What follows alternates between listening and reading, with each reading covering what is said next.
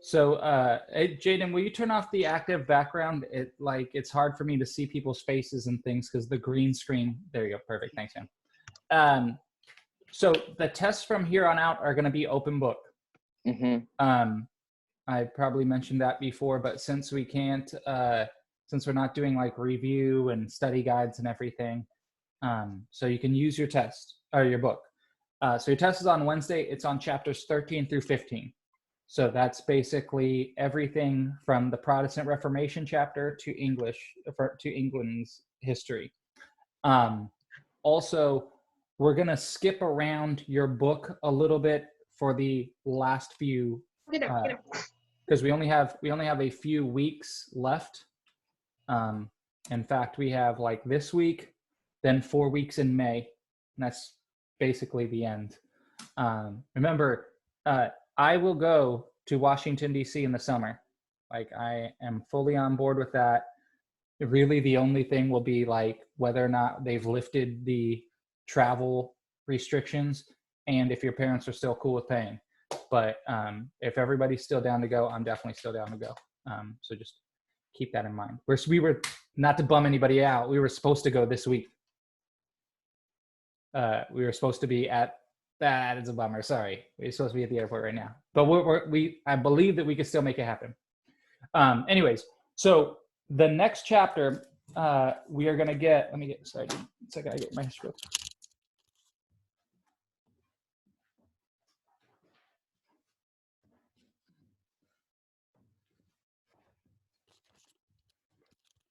So after this chapter, we're going to jump straight to chapter 18 and talk about modern France.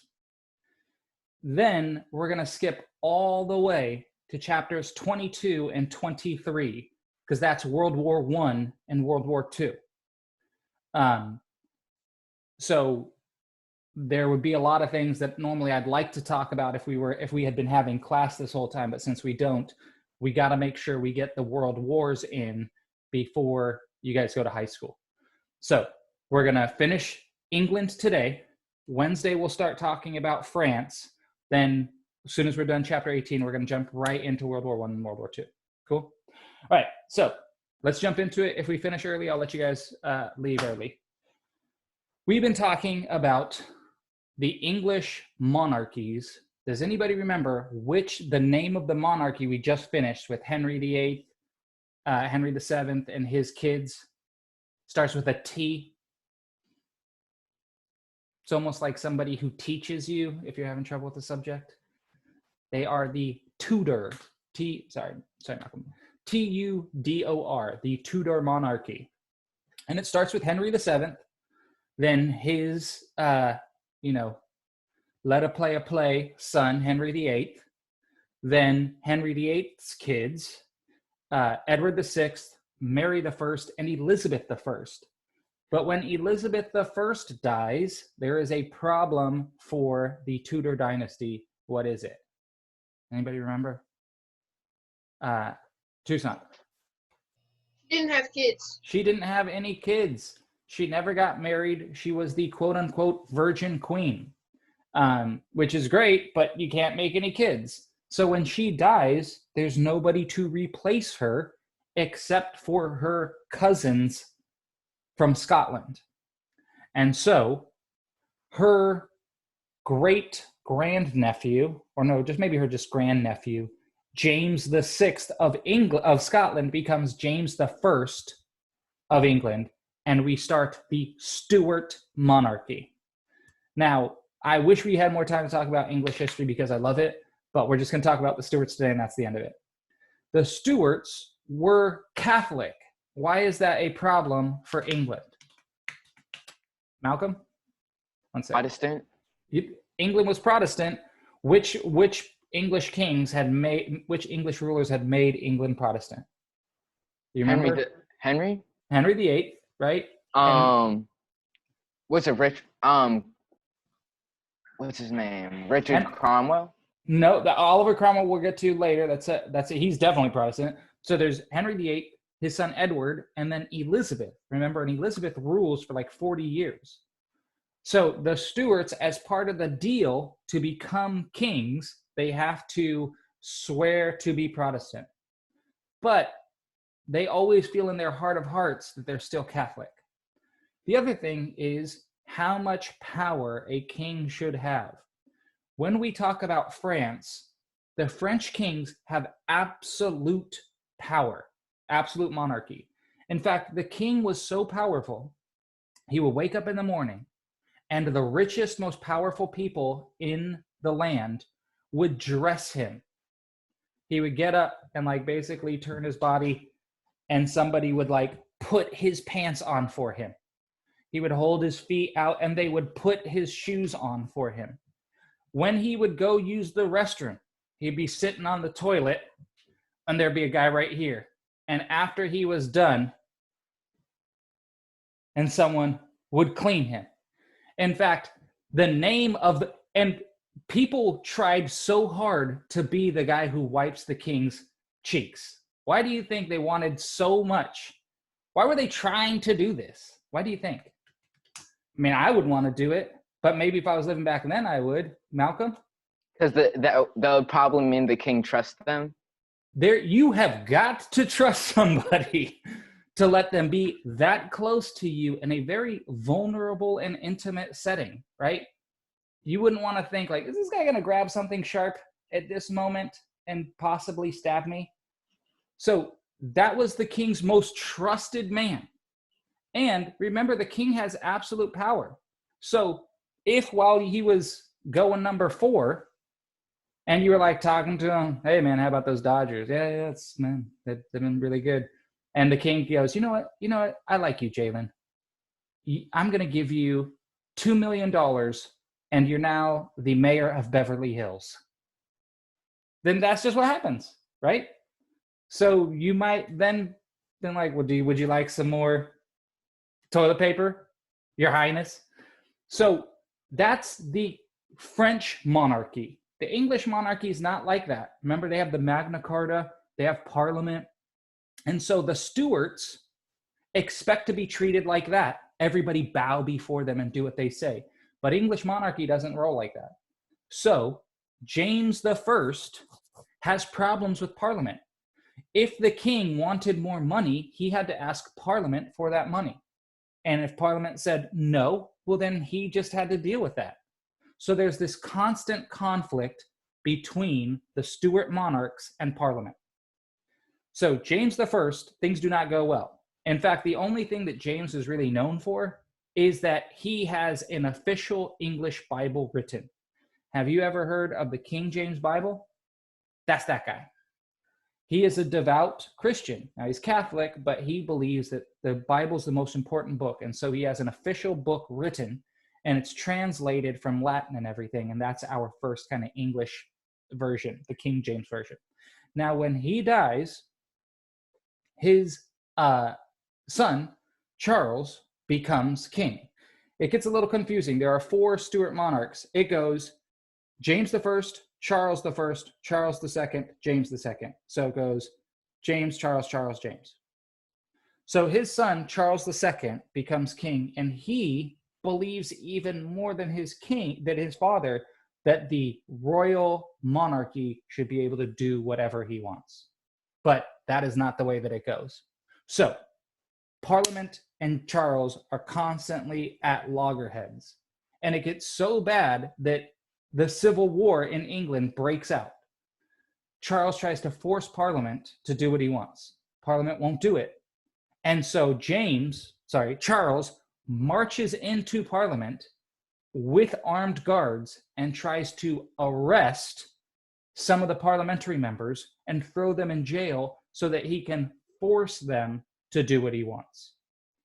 But doing that is like the worst thing. Imagine if the president went into Congress with a gun and was like, give me the taxes I want. That's kind of like how they were feeling. And so it kicks off a civil war. For years and years, you have the parliamentarians, or the people who were on Parliament's side, versus the royalists. And they gave each other nicknames. The parliamentarians were called Roundheads.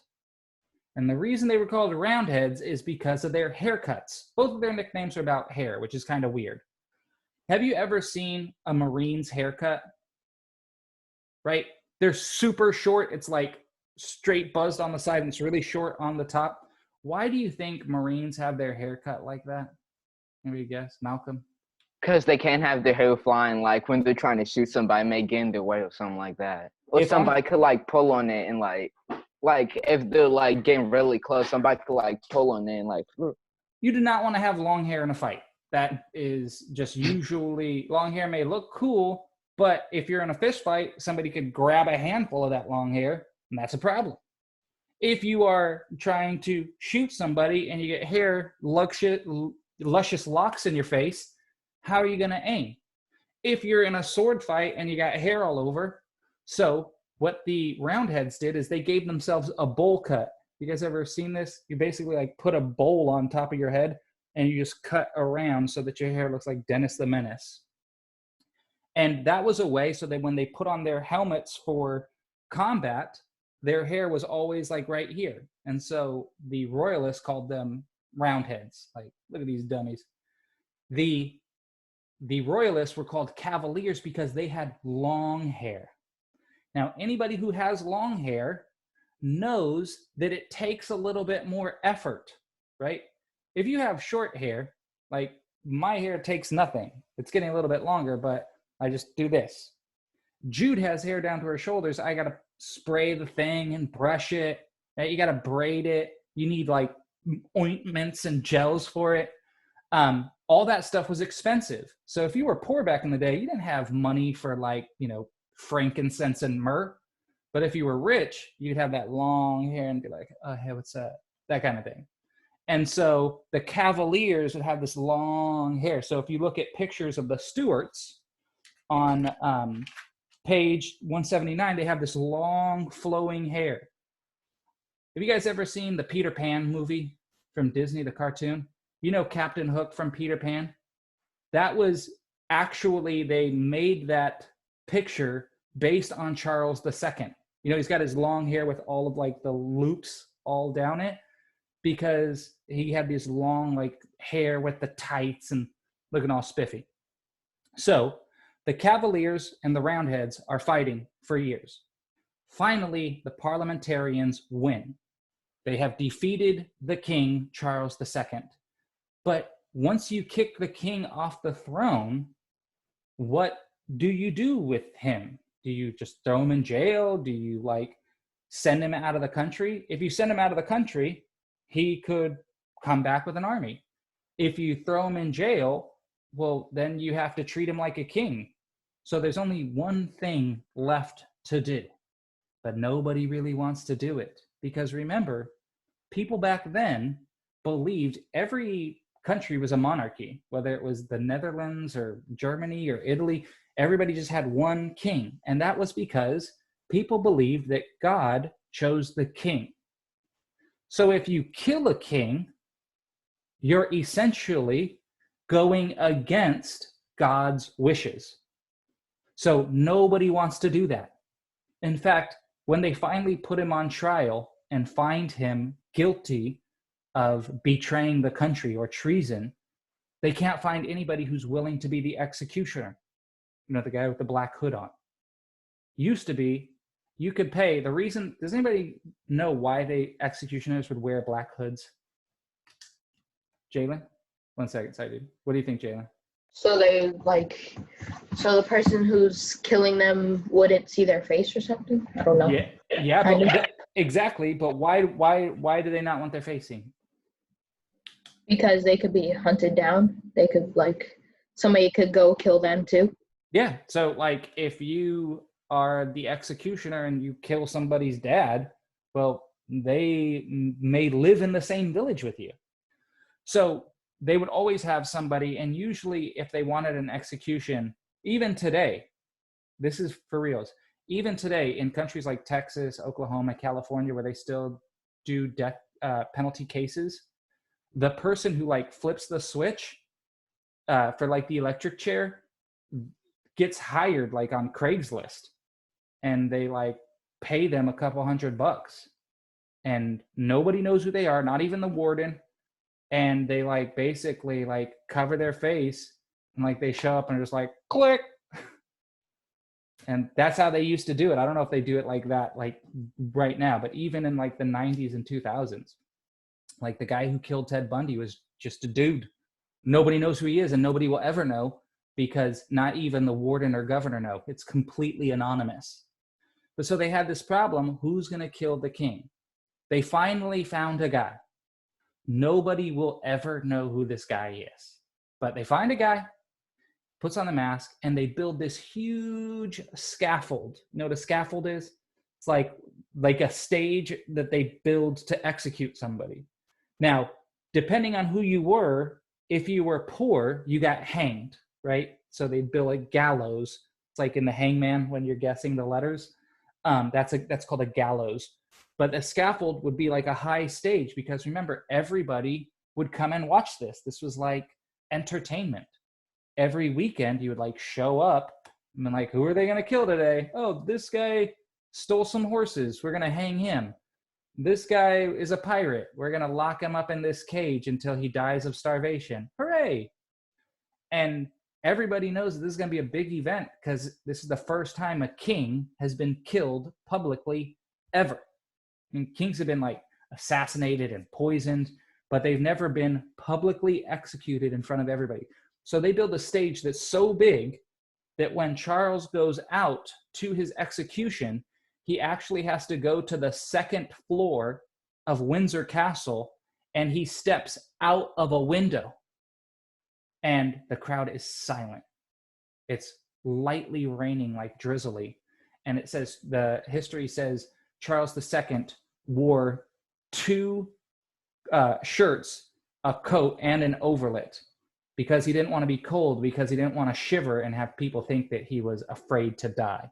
He wanted to like go out looking like a G. So he walks out and everybody's just quietly sitting there in this misty rain and nobody says anything. And the judge comes out and says, the country of England finds you guilty for betraying your country and treason to the blah, blah, blah, and not applying the Magna Carta. And we find you guilty and sentenced to death. Have you anything to say? And he walks to the edge of the stage and he says, God knows what I have done and God knows who is guilty. And then he leans down, puts his head on the block and moves his long, luxurious hair aside. The masked man steps up with the axe and in one sweep, thwack, cuts the king's head off. Then they grab the king's head and they hold it up to the crowd. And the crowd gasps. They've never seen the king's, the blood's coming out of the neck.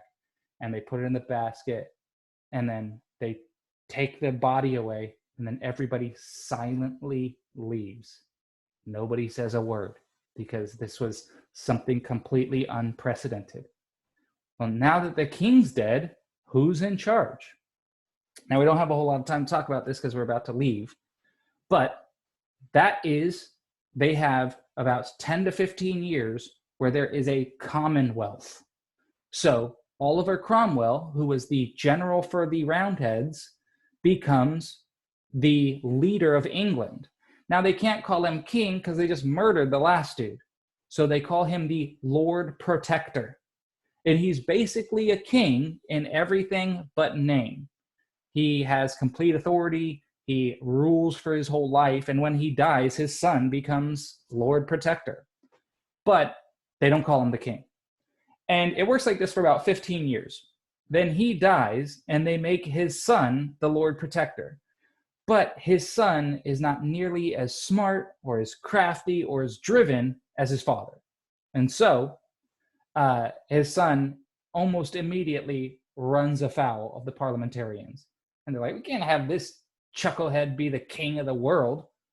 So they bring Charles II, who was the son of Charles I, back to England. And they're like, hey, sorry about murdering your dad in front of everybody. Do you want to be king of England? And Charles II becomes king of England. Now, two things. Robert Cromwell, the son of Roger, is told to like take a hike, and he is like, you got it, because he doesn't want to get his head cut off. So he bounces immediately.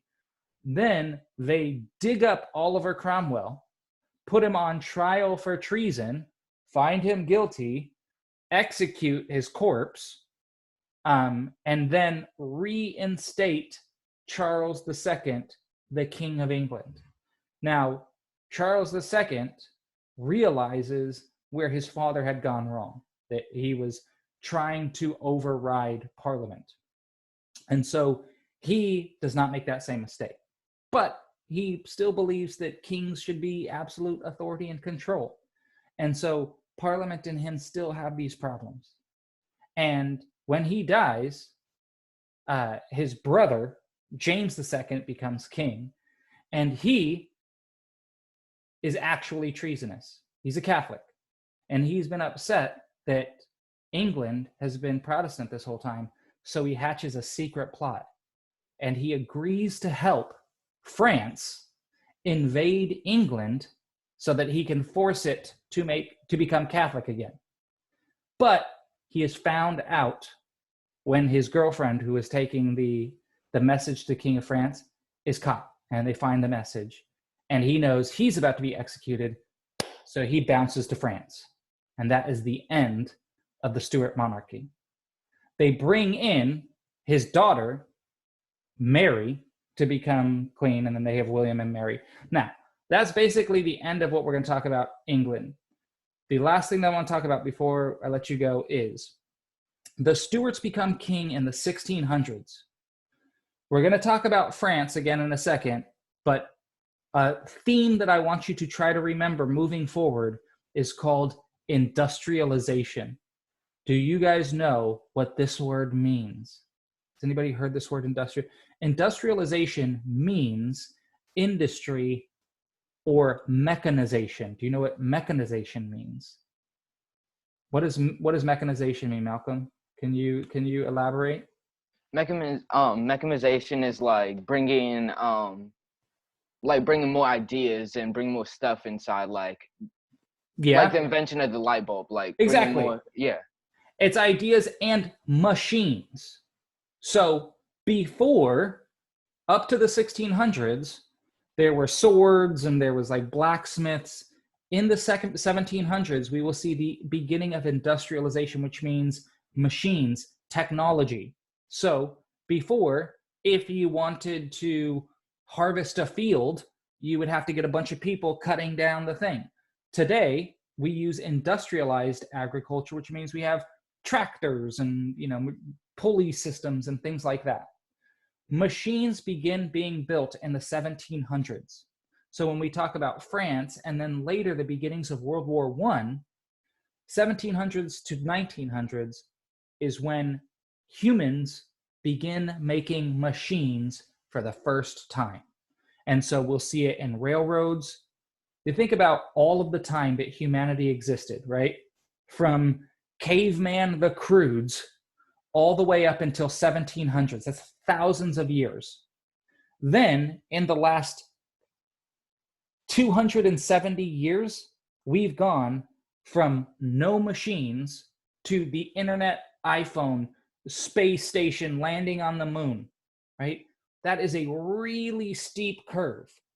And so that idea of all of society changing because of the building and using of machines. We're going to talk about France, but I want you to remember this Industrial Revolution, because England, France, and America will all start to use railroads and all of these things, and it'll certainly apply when we're talking about warfare. When Napoleon and the American Civil War, people are, shooting one gun at a time, how many guys can you kill when you got to load each bullet and ram it down? You can't kill that many guys. In World War I, when you have machines, machine guns, machines building bombs and chemicals, now you can kill millions of people. So industry is going to be kind of what we're talking about going forward. All right.